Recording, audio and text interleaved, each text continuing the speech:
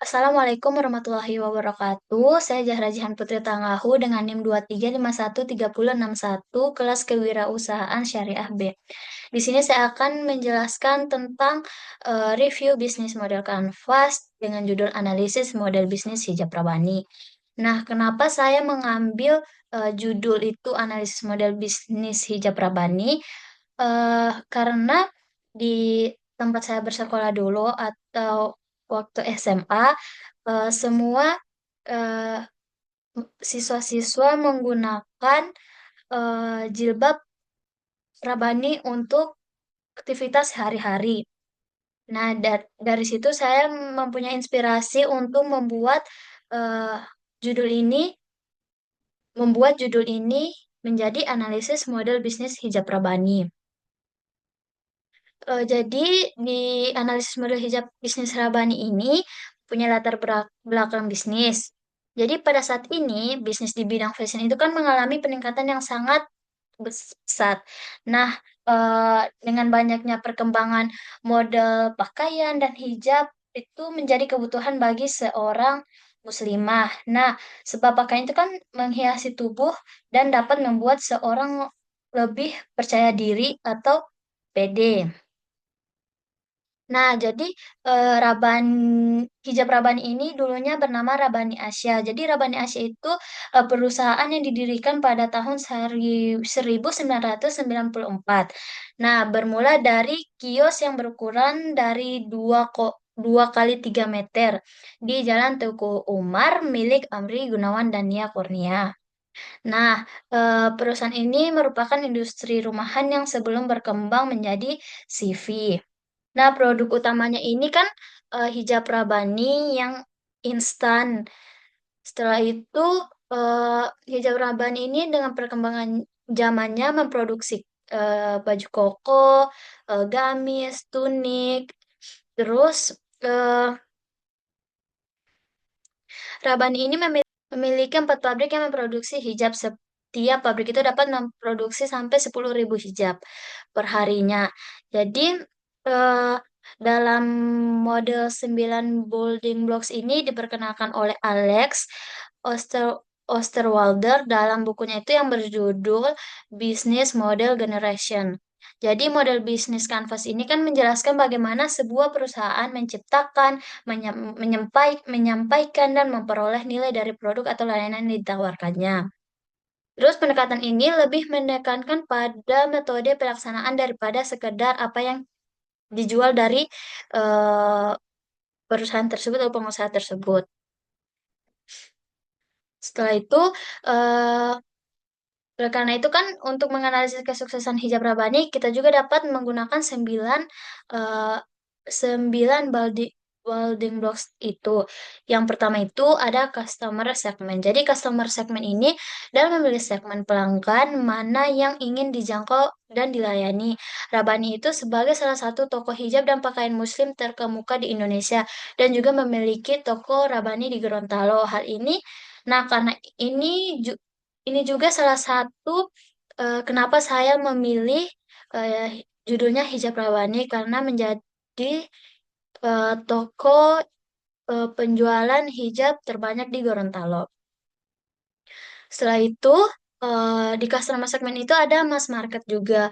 Jadi mass market itu produk dari Rabani menawarkan beragam produk fashion muslim dengan desain yang stylish dengan harga terjangkau, sehingga menjadi pilihan menarik bagi banyak orang.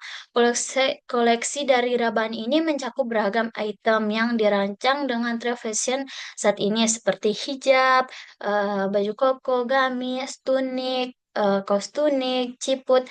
Nah, dari setiap produk ini tersedia dalam berbagai desain yang bagus dan warna sehingga kita dapat menggunakan pakaian sesuai stylish yang kita inginkan. Terus ada segmented market. Jadi segmented market itu dari hijab Romani itu bisa digunakan untuk semua jenis umur dari usia anak-anak, remaja, dewasa dan orang tua. Karena desainnya itu ada yang desain yang langsung dipakai, ada yang segi empat dan pasmina seperti ini. Dan biasanya itu digunakan untuk sekolah. keseharian, bisa buat untuk acara-acara, dan bisa untuk digunakan pada saat bekerja. Terus yang kedua itu ada value profession. Jadi banyak penjual hijab yang berada di Gorontalo, tetapi banyak anak-anak remaja itu yang selalu mencari hijab rabani yang digunakan ketika bersekolah. Nah, mereka itu menggunakan hijab rabani ini karena hijabnya yang instan dan yang bahan kualitasnya itu bagus. Jadi hijab instan itu dan instan hijab modis ini. Nah, produk dari Raban ini dirancang khusus untuk memenuhi kebutuhan para muslimah tanpa mengesampingkan nilai-nilai kesopanan yang dianjurkan dalam agama. Koleksi yang stylish itu dan sesuai syariah. Terus eh, hijab Rabani itu juga dikenal karena kualitasnya yang sangat baik seperti yang saya bilang tadi. Terus menjadikannya pilihan utama bagi banyak wanita terutama anak-anak sekolah karena mempunyai jilbab instan yang bahannya yang berkualitas. Setelah itu ada yang ketiga itu ada channel. Channelnya itu pada saat ini kan Raban itu memiliki 138 cabang offline store yang tersebar di seluruh Indonesia. Terus konsumen juga bisa mudah memesan atau berbelanja produk Rabani eh, dengan cara menggunakan online shop agar mempermudah pelanggan untuk membeli produk Rabani tanpa harus datang ke toko offline. Contoh channelnya itu seperti Instagram, terus eh, Shopee, terus Tokopedia, itu ada. Nah, terus yang keempat itu ada customer relationship. Jadi, konsumen Raban ini dapat berkomunikasi dengan baik karena pelayanan itu yang ramah dari pihak Rabanim. Nah, jadi seperti kalau macam kita datang, ditanya Kak mau ukuran apa itu termasuk juga di customer relationship karena eh eh karena konsumen juga dapat berkomunikasi dengan baik terhadap pihak Rabani. Nah, jadi dengan layanan pelanggan yang ramah dan layanan yang baik, jadi pelayanan yang baik juga penting terhadap konsumen atau pelanggan karena dapat membuat konsumen merasa nyaman sehingga ingin kembali berbelanja di Rabani Store. Terus ada revenue stream. Jadi eh, revenue stream itu seperti kayak sumber pendapatan utama dari Rabani. Jadi sumber pendapatan utama dari Rabani itu dengan penjualan hijab dan produk busana muslim lainnya yang memenuhi kebutuhan muslimah yang ingin tampil modis. Seperti yang saya bilang tadi, eh,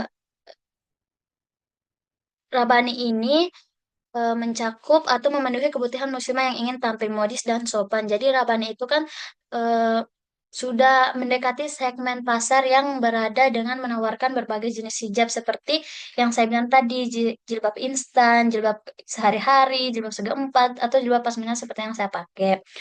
Nah, jadi selain penjualan langsung di toko offline, Rabani juga kan sudah memanfaatkan platform online untuk memudahkan pelanggan berbelanja dari rumah.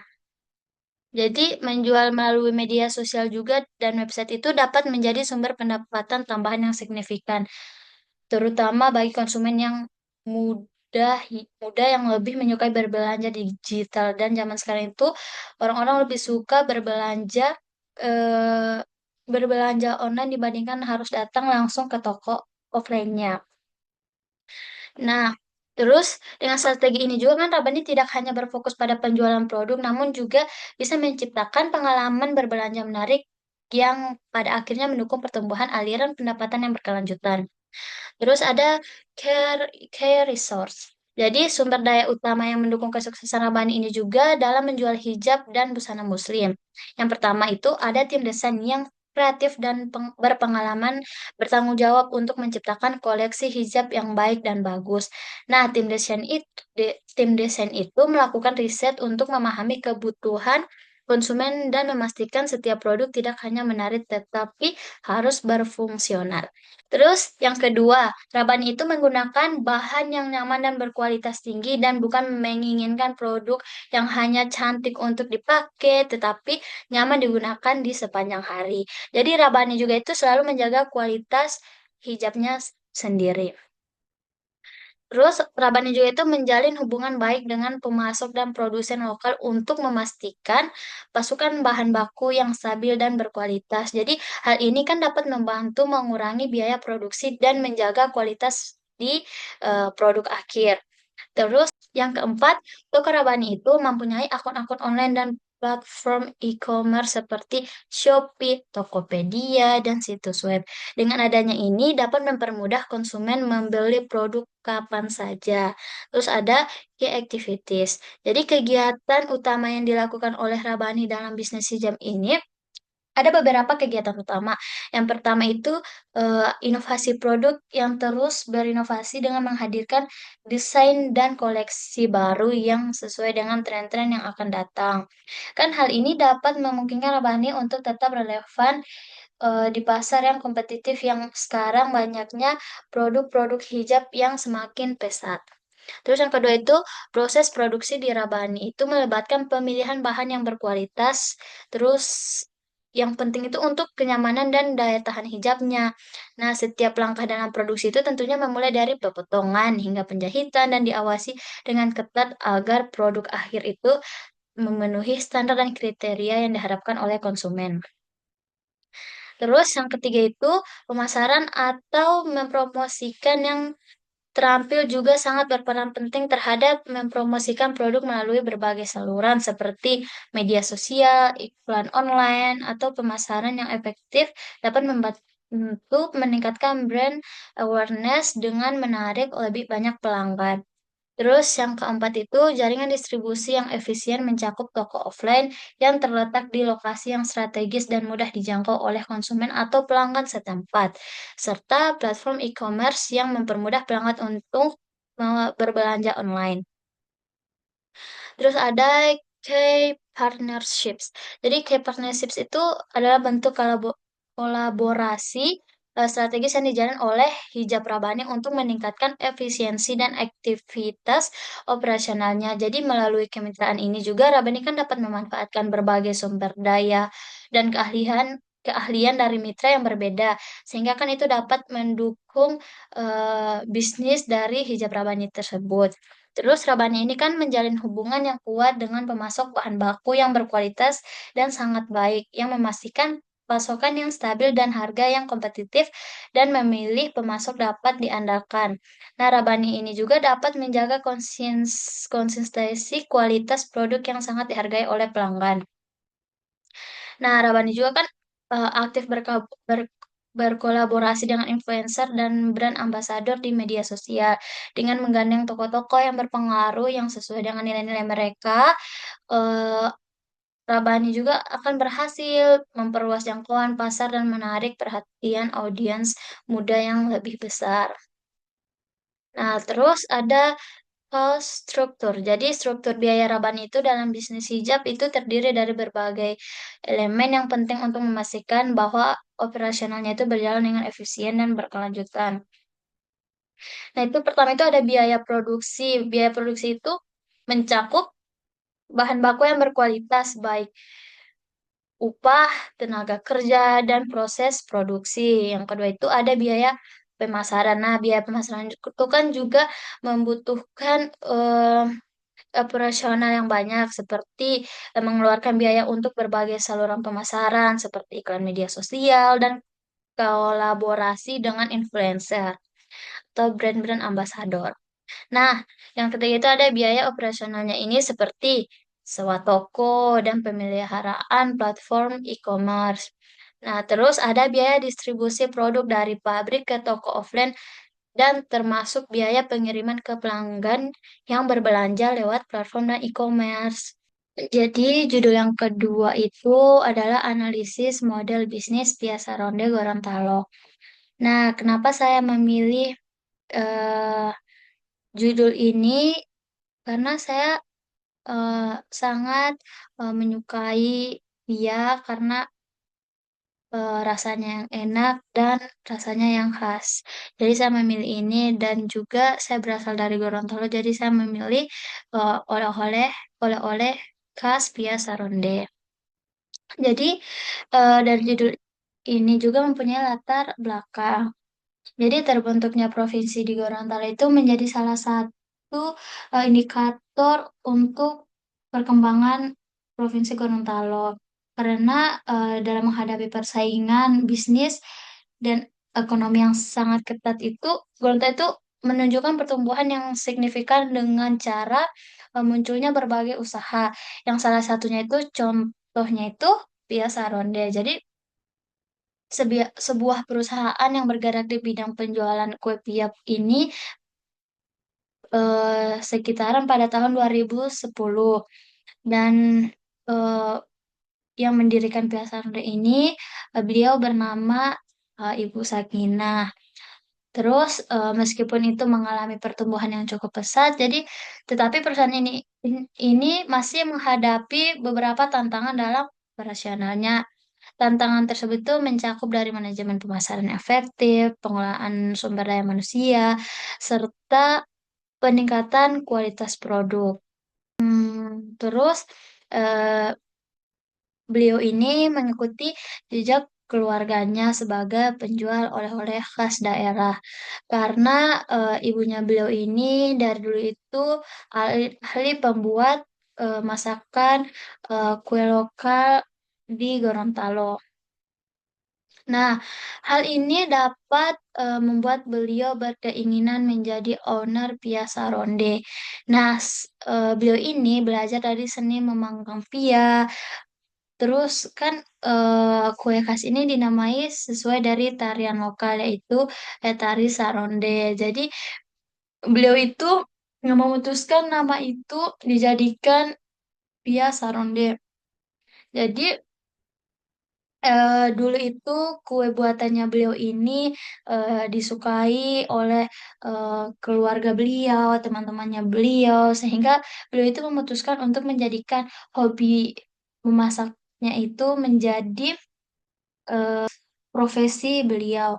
Nah, jadi selama bertahun-tahun itu kan beliau itu hanya menitipkan kue khas kue-kue khasnya atau kue-kue kayak kue pasar gitu hanya dititipi di toko-toko lokal dan menjualnya kepada pelanggan yang datang ke toko pertamanya. Nah, yang di toko pertamanya ini baru dibuatnya itu kue karawo. Kue karawo itu dibuat itu kue kering yang khas Gorontalo. Pakaian khas Gorontalo itu pakaian Karawang. Jadi dinamakan kue Karawo. Terus ada Piasa Ronde juga di toko pertamanya ini. Nah, Piasa Ronde juga ini mempunyai varian rasa seperti coklat, keju, terus kacang hijau, dan yang baru launching tahun kemarin, beberapa tahun lalu itu yaitu durian. Nah, eh, mm, jadi beliau ini menyadari perlunya sistem untuk mengelola pertumbuhan usahanya. Jadi, model 9 building blocks ini diperkenalkan oleh Alex Osterwalder dalam bukunya yang berjudul Business Model Generation. Jadi, model bisnis canvas ini menjelaskan bagaimana sebuah perusahaan itu menciptakan, menyampaikan, dan memperoleh nilai dari produk atau layanan yang ditawarkannya. Nah, jadi pendekatan ini kan lebih menekankan pada metode pelaksanaan daripada sekedar apa yang dijual. Eh, dengan cara yang berbeda itu dalam menciptakan, menyampaikan, dan menangkap nilai atau produk yang sama itu dapat menghasilkan berbagai peluang. Jadi, karena ini, untuk menganalisis kesuksesan Piesa Ronde di Gorontalo, kita itu dapat menggunakan 9 elemen ini, yaitu 9 building blocks. Yang pertama itu customer segment. Jadi, customer segment itu eh, model dalam memilih segmen pelanggan mana yang ingin dijangkau dan dilayani oleh pihak Piasa Ronde.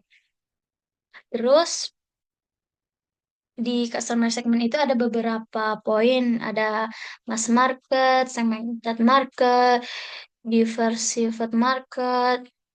Nah, yang mass market ini, jadi Piasaron itu menawarkan berbagai macam rasa untuk memenuhi kebutuhan pasar. Eh, yang pertama itu dengan eh, isian yang populer seperti coklat, keju, kacang hijau, dan durian. Jadi, harga produk yang ditawarkan di Piasaron ini di Goron Piasaron ini umumnya ini eh, umumnya ini berada dalam kisaran yang mudah dijangkau dan mudah bisa dibeli oleh beberapa kalangan. Karena karena di biasa ronde ini bisa dibeli yang 6 pieces, terus 8 pieces sama 12 pieces atau bisa lebih dari itu. Jadi bisa dijangkau oleh berbagai kalangan yang bisa membeli biasa ronde. Terus yang kedua itu ada cemented market. Jadi cemented market tuh eh Piasano di Gorontalo itu menargetkan beberapa segmen pasar. Jadi Piasano itu kan dapat dijangkau seperti wisatawan yang mencari oleh-oleh khas daerah, termasuk kue pia dengan berbagai rasa. Terus warga lokal juga tetap membeli Piasa Ronde yang dikonsumsi sebagai cemilan. Terus pasti pecinta kuliner, pasti mahasiswa, pelajar itu pasti menjangkau Piasa Ronde Gorontalo karena eh, selalu mencoba varian rasa yang unik.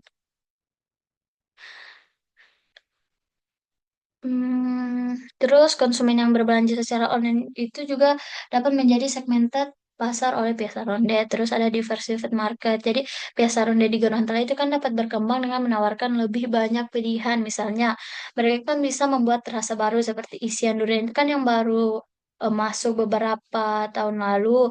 Nah, hal ini kan bisa menarik konsumen yang ingin mencoba sesuatu yang berbeda dan mempromosikan pihak ronde serta memperluas saluran penjualan melalui platform e-commerce akan membantu menjangkau lebih banyak pelanggan. Terus ada building blocks yang kedua itu value proposition itu mengacu pada nilai unik yang ditawarkan penjual kepada pelanggannya. Itu ada 4 poin. Yang pertama itu kualitas bahan pembuatan piasa ronde dengan kualitas terbaik dan mm, mengikuti resep-resep tradisional sehingga menciptakan cita rasa yang otentik. Terus poin kedua itu varian rasa yang beragam memungkinkan pelanggan atau konsumen untuk memilih seleranya masing-masing. Poin ketiga itu harga dari piasan itu memastikan bahwa harga produknya bisa dijangkau oleh kalangan wisatawan atau penduduk lokal seperti yang saya bilang tadi bisa dibeli per piecesnya. Terus kemasan dari produk piasannya itu dirancang dengan baik dan menarik. Seperti soalnya Piaksana itu dibuat di kardus yang kokoh yang akan mempermudah wisatawan membawa piasa ronde kemanapun. Bisa juga dibuat jadi hadiah atau acara spesial. Building blocks yang ketiga itu channels. Terus memiliki 2 toko offline. Piasa ronde ini memiliki 2 toko offline. Nah, Piasa Ronde ini yang pertama, toko pertamanya itu ada di Jalan Sultan Bututihe di depan Mallnya Gorontalo. Yang kedua, Piasa Ronde Bakery and Cafe itu di depan Rumah Sakit Bunda di Umialo, Kecamatan Kota Tengah. Terus selain memiliki 2 toko Selain memiliki 2 toko offline ini, Pia Sony kan juga menggunakan platform e-commerce untuk eh, menjual biasa ronde dengan cara online. Jadi hal ini kan dapat mempermudah konsumen untuk membeli kapan saja dan bisa dijangkau oleh masyarakat dari berbagai daerah, seperti menjual di Facebook, Shopee, Tokopedia, dan Instagram.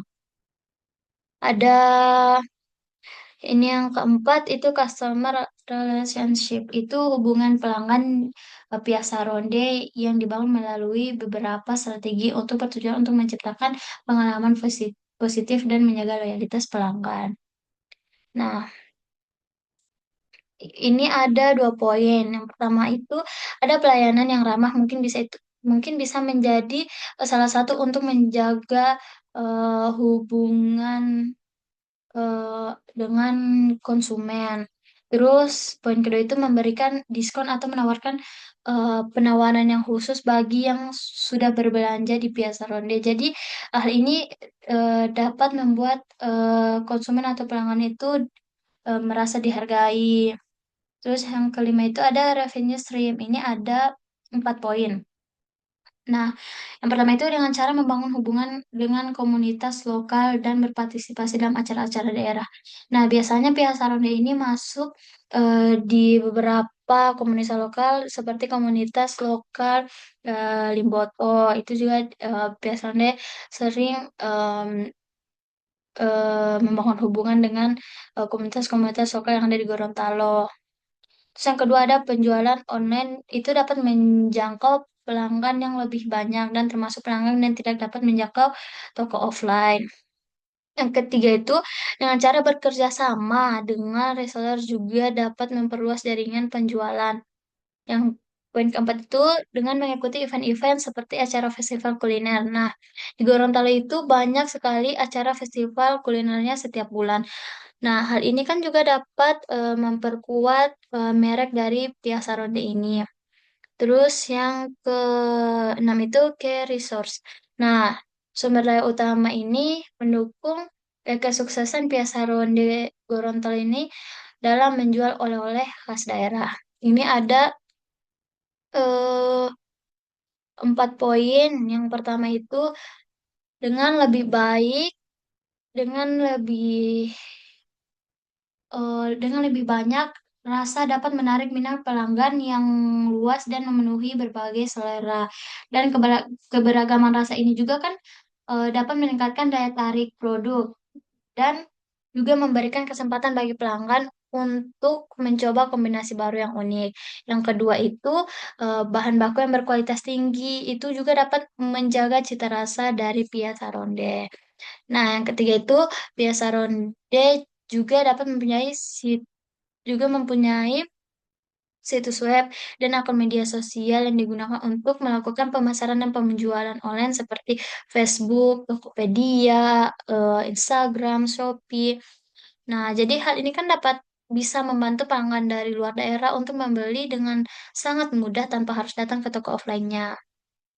Yang keempat itu, Pia Saronde menjalin hubungan baik dengan pemasok untuk memastikan pasokan bahan baku yang stabil dan berkualitas. Jadi, hal ini kan dapat membantu mengurangi biaya produksi dan menjaga kualitas produk akhir.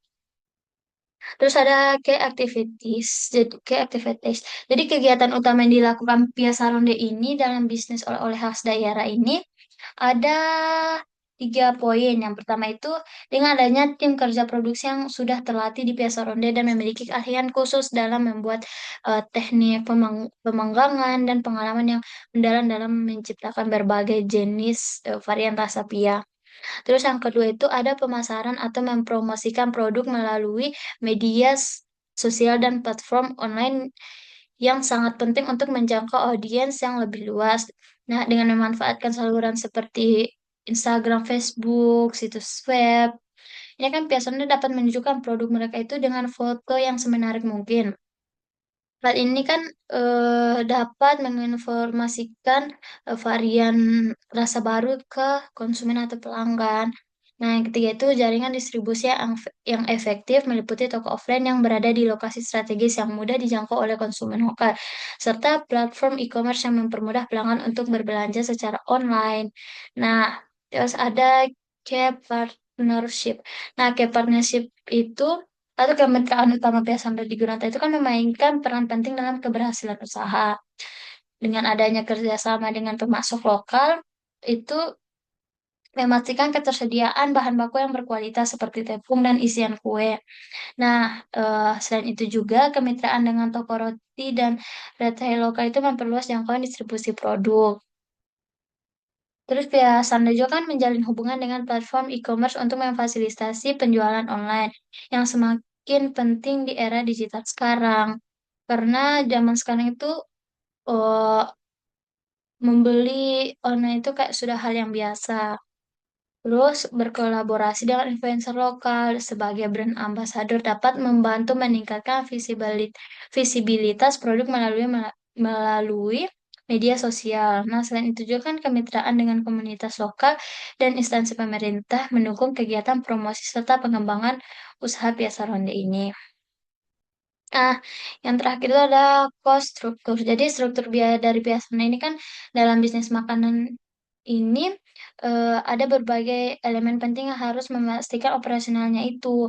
Yang pertama itu kan biaya bahan baku. Biaya bahan baku ini kan pengeluarannya itu untuk bahan baku yang berkualitas seperti tepung, isian kue, dan bahan tambahan lainnya. Terus yang kedua itu biaya tenaga kerja, gaji, tunjangan untuk karyawan yang terlibat dalam produksi, pemasaran, dan layanan pelanggan. Terus yang ketiga itu, nah, biaya sewa tempat produksi dan toko. Terus ada biaya listrik, biaya air, biaya transportasi dari pabrik ke toko penjualan. Terus yang keempat itu biaya administrasi seperti akuntansi, pajak, dan asuransi. Eh, s- em, Sekian dari saya. Maaf bila ada salah dalam penjelasan atau review saya ini. Sekiranya mohon maaf. Assalamualaikum warahmatullahi wabarakatuh.